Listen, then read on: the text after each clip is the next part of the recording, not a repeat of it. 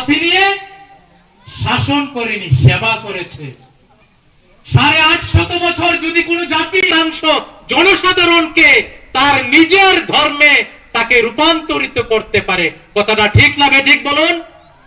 কিন্তু এই 850 বছরের মুসলমান শাসনে একজন মানুষকেও জোরপূর্বক ভাবে কোন হিন্দুকে মুসলিম ধর্মে রূপান্তর করেনি। আজকে 7 থেকে 8 বছর হয় এই দেশের জাতি এবং মূল জাতি এবং সংখ্যালঘুরা মুসলমানরা তাদেরকে ভোট দিয়ে আমাদের সেবার জন্য দিল্লির মসনদে বসিয়েছেন। এক যুগ হয়নি, তার মধ্যেই বলে যে মুসলমান তোমরা দেশ থেকে পাকিস্তানে চলে যাও, মুসলমান তোমরা বাংলাদেশে চলে যাও। আর এটা কি মুঘল মুল্লুক নাকি?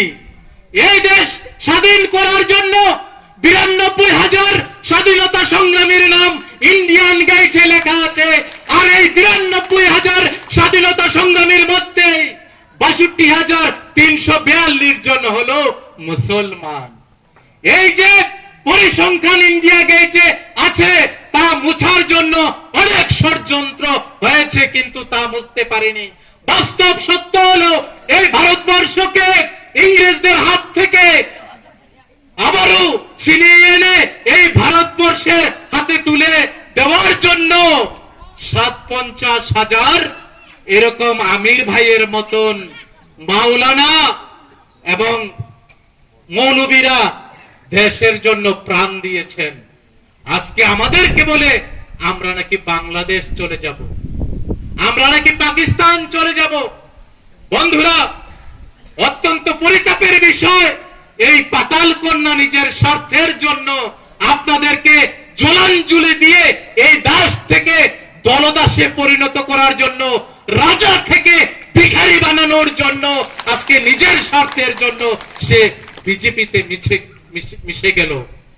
তাই আমি আপনাদের কাছে অনুরোধ করছি, আপনাদের শরীরে যদি এক বিন্দু রাজার রক্তবিন্দু থাকে তাহলে এই মীর জাফর যাতে আর কোনদিন এই তিপ্রাসার সাথে না মিশতে পারে, আপনাদের মাঝে সে যেতে এসে স্থান পেতে না পারে, তার জন্য আপনারা সচেষ্ট থাকবেন।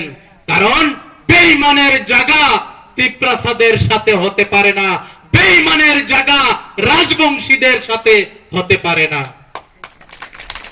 আর আমার ইমানদার মুসলমান ভাই চাচারা হাততালি কাইসা সংসার পান্না ও পান্নানে